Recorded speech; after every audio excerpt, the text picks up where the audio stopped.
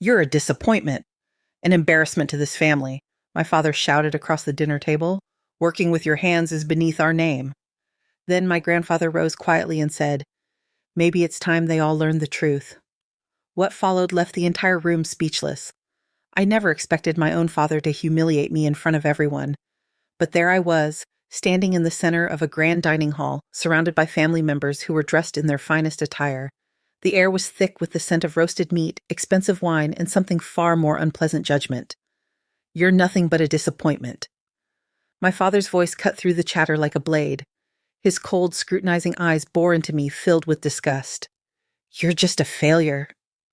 The room fell silent. All eyes turned to me. I clenched my fists, my nails digging into my palms. I had come here expecting tension, but not this. My father had always been distant, but this was different. It was personal. His words weren't just meant to scold me. They were designed to tear me apart. He took a step closer, swirling the wine in his glass before scoffing. Manual labor? Is this really what you've resorted to? Do you have no shame? A few of my aunts exchanged glances, clearly uncomfortable, but no one dared to step in. I swallowed hard, my throat dry. There's nothing wrong with hard work, father. He let out a sharp laugh, shaking his head. Hard work? You think scrubbing floors and lifting boxes is hard work? You were born into privilege, yet you choose to degrade yourself. You bring shame to our name. I could feel my breathing become shallow, my vision narrowing. I had spent years trying to prove myself, working tirelessly, but to him, none of it mattered. Before I could say anything, another voice interrupted one that carried weight, one that silenced even my father. Then you should all know the real truth. The voice belonged to my grandfather. He had remained seated at the far end of the long dining table, quiet throughout my father's tirade. But now, as he slowly stood up, all eyes shifted to him. Grandfather was a man of few words, but when he spoke, people listened. His silver hair, neatly combed back, gleamed under the chandelier light. His presence commanded respect. My father's smirk faltered for the first time. What truth? He asked, his voice unsure. Grandfather placed both hands on the table, his gaze sweeping over everyone before locking onto my father. His next words sent a shockwave through the room. The only shame here is yours, not hers. Murmurs erupted. My father visibly stiffened. Grandfather exhaled slowly before continuing, his voice unwavering. You all think you know where wealth comes from. You believe this empire was built by sitting in offices, wearing expensive suits, looking down on those who work with their hands. His eyes gleamed, sharp with something unreadable. Then you should hear the truth. And with that, he began unraveling a story that would change everything. Everyone leaned in. Even my father, who moments ago had been so sure of himself, now looked uneasy. Grandfather glanced at me before turning back to the crowd. This family was not built on luxury. It was built on sweat, blood, and hard work. He straightened. And it started with me. I blinked. You see, he continued, when I was younger, I had nothing, not a single coin to my name. Unlike my son here, he shot my father a pointed look. I did not inherit wealth. I built it. Gasps spread across the table. What are you talking about? My father said, his voice tight. Grandfather ignored him. I started as a construction worker. I spent years breaking my back, laying bricks, mixing cement, working under the scorching sun just to survive. Every single penny I made went toward building this family, and I never once felt shame. My heart pounded. I had never heard this before. Manual labor is not beneath us, he continued. It made us. My father's face paled. That's ridiculous. You always told me you built our wealth through investments. Grandfather chuckled dryly. Investments? The first land I bought, I couldn't even afford. I worked day and night doing hard labor to gather enough money. That was my first investment. The entire room was in stunned silence. And now he looked at my father. You mock your own daughter for doing what I once did? You ridicule her for working with her hands just as I did? He scoffed. It is not she who brings shame to this family. It is you for forgetting where we came from. My father's jaw clenched. Enough. Grandfather, I whispered, but he raised his hand. I am not finished. He turned to me, and for the first time that night, I felt something unexpected pride. You remind me of myself, he said softly, and that is why I have made a decision. My stomach flipped. A decision? Grandfather glanced at the rest of the family. I have been thinking about this for a long time, he announced. I built this empire, and soon someone must take over. My father straightened. Of course, that's always been the plan. No, grandfather cut him off. His eyes met mine. I choose her. The entire room exploded in whispers. My father shot up from his seat, his face red with rage. You can't be serious. Grandfather remained unshaken. I have never been more serious in my life. My breath caught. Grandfather, He held up a hand, silencing me. I have watched you work. I have watched you struggle, fight, and persist when others would have given up. That is what a leader needs. My father slammed his glass down, spilling red wine across the white tablecloth. You can't just hand everything over to her. She's not fit to run anything. Grandfather's eyes darkened. And you are? He let the words sink in before adding, You've spent your life living off my success, mocking those who actually work. You have done nothing to deserve this empire. My father's breathing was heavy, his fists clenched. This is a joke. It is justice, grandfather corrected. I looked at my father, who was seething with resentment. He had always believed he was entitled to everything, and now the rug had been pulled out from under him. I felt a fire ignite inside me. This wasn't just about me anymore. It was about proving that hard work was worth something, that no matter where you started, you could build something for yourself. I straightened my spine and met my father's glare with unwavering determination. He wanted to see me as a failure, then he was about to see just how wrong he was. The room was in chaos. Family members whispered furiously among themselves, exchanging shocked glances. My father's face was a storm of emotions: rage, disbelief, humiliation. I, on the other hand, felt something entirely different. For the first time in my life, I felt seen. Grandfather had chosen me. I had spent years being looked down upon, ridiculed, treated as if I were worthless, and now, in front of everyone, the most powerful figure in our family had declared me his successor. Father, you can't be serious. My father's voice was hoarse, his hands shaking as he gripped the edge of the table. She has no experience, no business sense. She's been wasting her time with menial work. Grandfather exhaled sharply. And what have you been doing? His gaze was piercing. Leeching off my hard work, living in luxury while looking down on the very foundation that gave you that privilege. My father opened his mouth, then closed it. His face turned red. I could feel my heart pounding in my chest. I wasn't sure if it was from exhilaration or fear. This was happening too fast, and I hadn't even processed what it meant yet. Grandfather, I said, my voice coming out steadier than I expected, are you sure about this? His expression softened as he looked at me. I have never been more certain of anything in my life. But I hesitated. I don't have the business background. I'm not like them. That is exactly why you are the right choice, he said firmly. This family needs someone who understands the value of hard work, not just numbers on a spreadsheet. I swallowed hard. I had always thought of myself as the outsider in this family, the one who didn't belong. But hearing those words from my grandfather made something inside me shift. My father, however, wasn't ready to give up. This is insane, he snapped. I've spent my whole life preparing to take over. She can't just waltz in and take what's mine. Grandfather's eyes darkened. Yours? You think you're entitled to my legacy just because of your last name? He shook his head in disappointment. You were supposed to earn it, and you never did. My father's chest heaved, his face a mixture of fury and panic. He wasn't just losing an inheritance. He was losing control, losing the power he had spent years lording over others. This isn't over, he muttered, his voice dangerously low. Grandfather gave him a hard look. That's up to you. And just like that, the conversation was over. Grandfather sat back down, taking a slow sip of his drink. The room remained tense, but no one dared to challenge him. The weight of what had just happened settled on me. I had just been named the heir to a massive empire, but I had also made an enemy of my father, and something told me he wasn't going to let this go. The party ended in awkward silence. Some relatives avoided my gaze, while others gave me hesitant nods of approval. My father had stormed out, my mother trailing after him with a worried expression. I exhaled, running a hand through my hair. This was unreal. You're in for a fight, you know. I turned to see my cousin Daniel standing beside me. He was one of the few in the family I actually got along with. I let out a dry laugh. Yeah, I got that impression. He gave me a half smile. You handled yourself well back there. I didn't handle anything, I muttered. Grandfather did. He shrugged. Still, you didn't back down. That's more than most people in this family can say. I appreciated his words, but they didn't ease the growing tension in my chest. This wasn't just about me anymore. This was about proving that I was worthy of what had just been handed to me, and I had no idea where to start. Before I could say anything else, my phone buzzed. A message from an unknown number. "You don't belong in this world. Walk away before it's too late." I felt a chill run down my spine. The battle had begun. The following morning, I woke up to find my name plastered all over the news. Billionaire names, unqualified granddaughter as heir. A disastrous decision. The next leader or a nepotism case. Gone wrong. Former manual laborer. Set to inherit, family empire experts react. My stomach turned. I had never been in the public eye before, and now I was the center of attention for all the wrong reasons.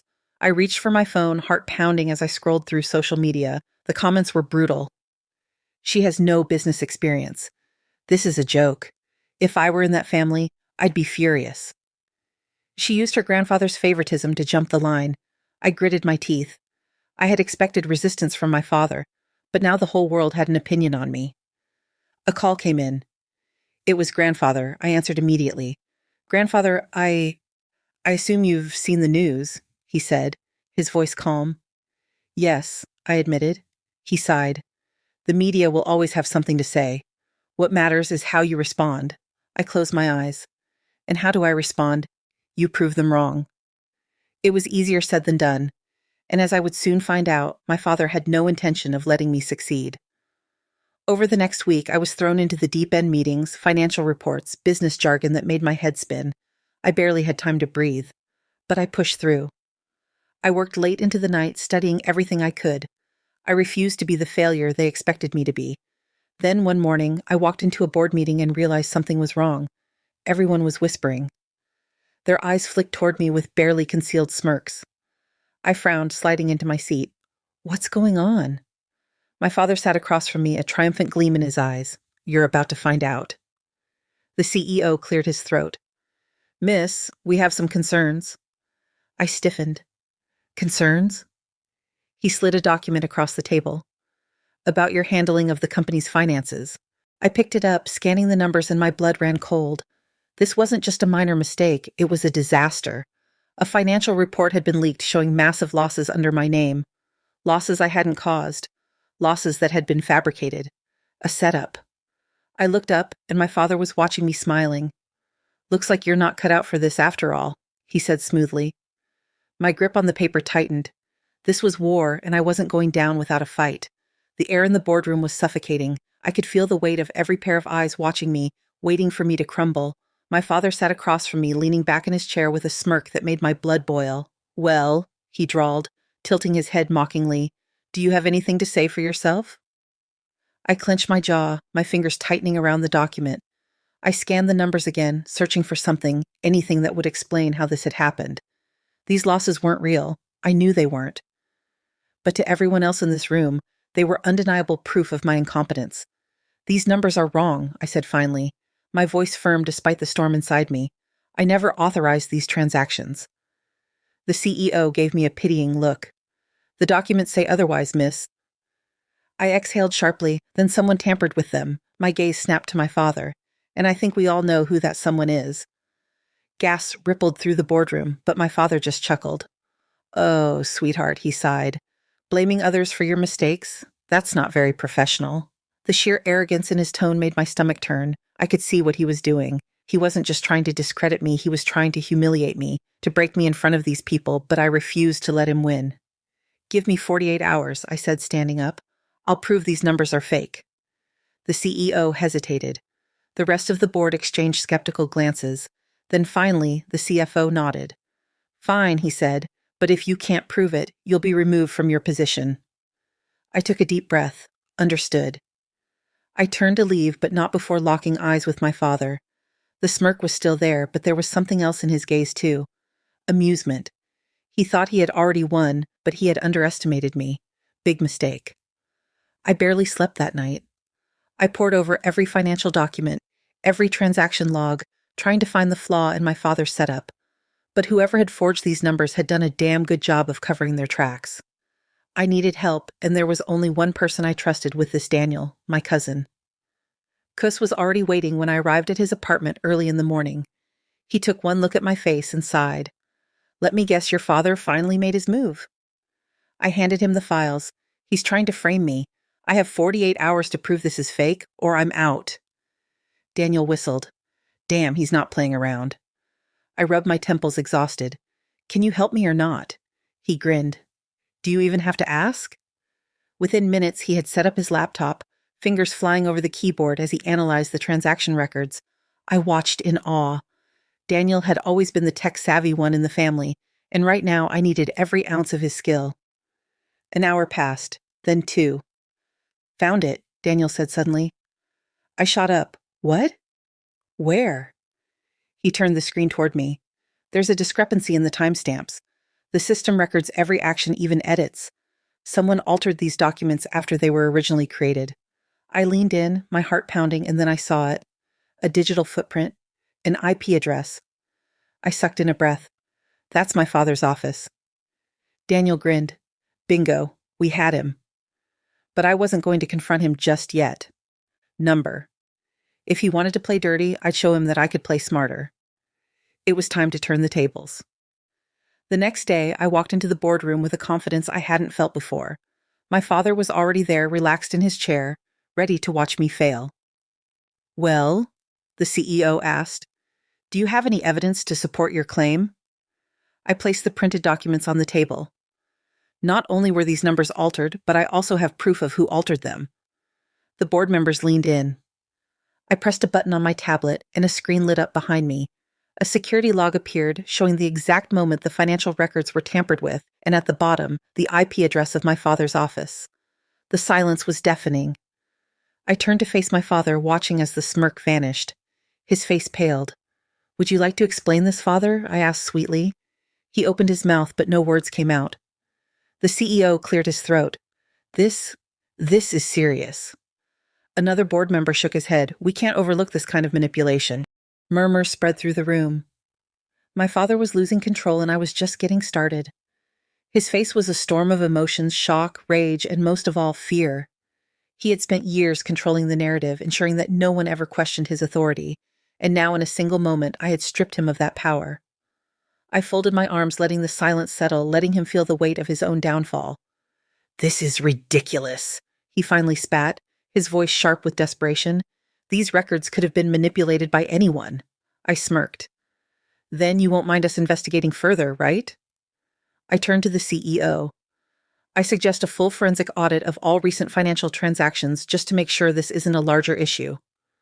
My father paled further. He knew what that meant. He had probably done a lot worse than just framing me, and once the auditors started digging, they would find everything. That won't be necessary, he said quickly. Oh, I think it is, the CFO said, his voice cold. This company cannot afford fraud or corruption. My father clenched his jaw, his hands balling into fists. He was trapped and he knew it. Then the CEO turned to me. You've proven yourself today, he said. We will clear your name, and I will personally ensure that you are given the resources to succeed in this role.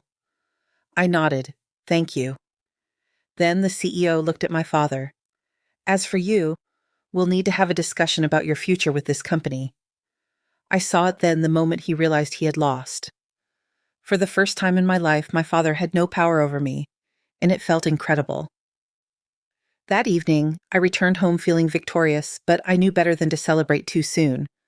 My father was not the kind of man who accepted defeat, and I was right. Later that night, I received a message from an unknown number. Remember, this isn't over. You took something that wasn't yours, and I'm going to take it back. I exhaled slowly, gripping my phone. I had expected this. My father wasn't just going to fade into the background, he was going to fight. And if I wasn't careful, he would do whatever it took to destroy me. But I wasn't afraid. Because I had something he never did, I had earned my place. And I wasn't going anywhere. The next morning, I woke up to chaos.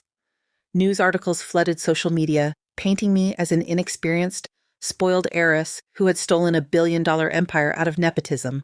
A legacy in the wrong hands, from labor to CEO, the controversial rise of an unqualified successor. Sources say internal conflict is tearing the company apart. I knew exactly who was behind this. My father was using the media to discredit me, to turn public opinion against me, before I even had a chance to prove myself. But he had underestimated me again. I called Daniel. I need you to track who leaked these stories. An hour later, he had an answer. It's coming from PR firms connected to your father's personal accounts, he said. He's spending millions to control the narrative.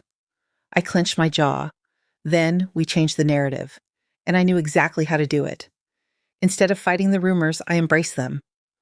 I scheduled a live interview on the biggest business network, sitting across from a ruthless journalist known for tearing people apart, and I let them ask me the hardest questions. People say you don't deserve this position. What do you say to that?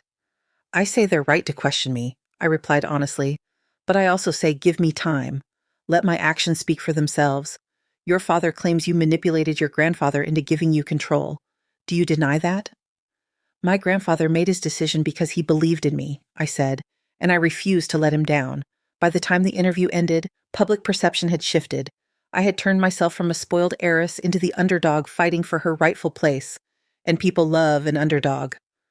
A week later, my father stormed into my office. You think you've won? He hissed. I leaned back in my chair, calm. Haven't I? His fists clenched. You have no idea what you're doing. I met his gaze.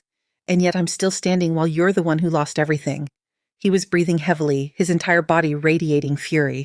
But there was something else in his eyes, something almost like fear, because deep down he knew I wasn't weak anymore. I had fought back and I had won. It wasn't easy. There were still people in the company who doubted me, investors who hesitated, challenges that felt impossible. But I worked harder than I ever had. And after months of proving myself, after overcoming every roadblock, I finally stood in front of the company's employees and delivered the speech of my life. My grandfather built this company from the ground up, I said, and I intend to honor his legacy not by sitting in an office, but by making sure everyone in this company is valued, no matter their background. Applause erupted, and for the first time I felt like I belonged. I never saw my father again after that. He disappeared, drowning in the consequences of his own actions.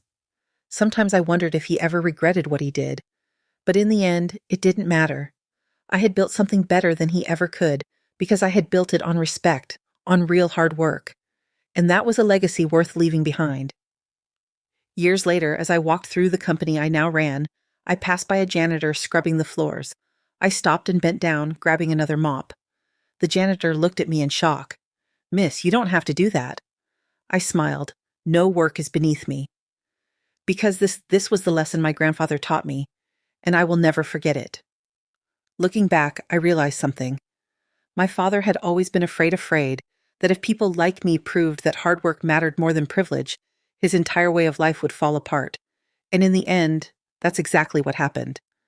But I had built something stronger, something real, and I would never let it be taken away. As I stood in my office looking out at the skyline, I knew I had done something no one expected. I had turned my greatest humiliation into my greatest victory, and in doing so, I had become more than just a name. I had become unstoppable, and this was only the beginning.